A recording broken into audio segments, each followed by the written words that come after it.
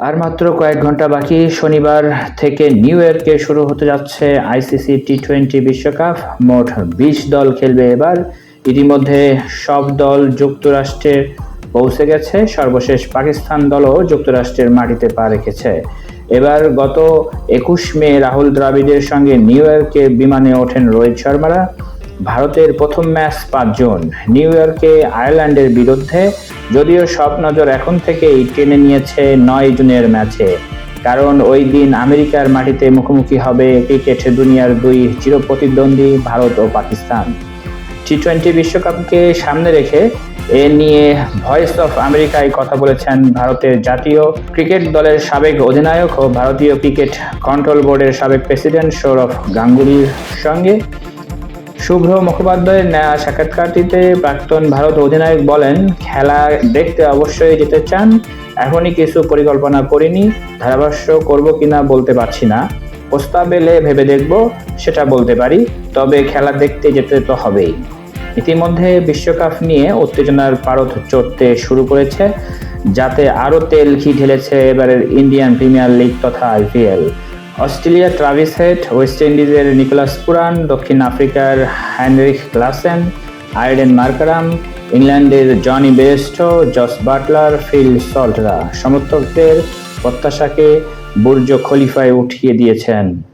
সৌরভ কিন্তু এবারের আইপিএলে ধুন্ধুমার ব্যাট করা ইংরেজদের চাইতে এগিয়ে রাখছেন নিউজিল্যান্ডকে, পাশাপাশি পাকিস্তানকেও বাদ রাখছেন না। তবে ভারত যে শেষ চারে যাবেই সে নিয়ে নিশ্চিত প্রাক্তন ভারত এই অধিনায়ক।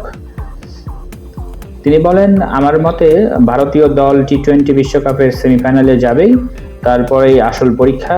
আমার বিচারে শেষ চারের দল অস্ট্রেলিয়া, ভারত, নিউজিল্যান্ড ও পাকিস্তান, তারপরেই আসল লড়াই।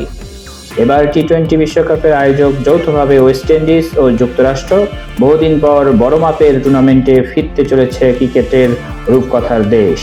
সময়টা বেশ কয়েকদিন ধরেই খারাপ যাচ্ছে ওয়েস্ট ইন্ডিজের।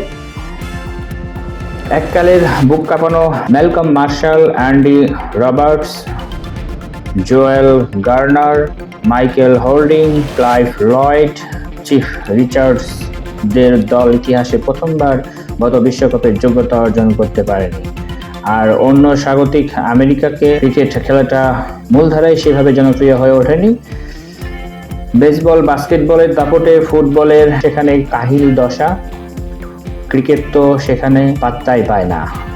কজন আমেরিকান ক্রিকেটার নাম জানেন জিজ্ঞেস করলে এদিক ওদিক তাকাতে হবে। তবে ছবিটা ইদানিং পাল্টাচ্ছে। আমেরিকায় ক্রিকেট জনপ্রিয় করার জন্য আইসিসির চেষ্টায় ত্রুটি রাখছে না।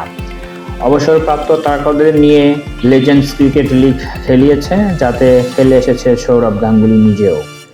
ধন্যবাদ সবাইকে। আমাদের ভিডিওগুলো ভালো লাগলে অবশ্যই চ্যানেলটি সাবস্ক্রাইব করে আমাদের পাশেই থাকবেন।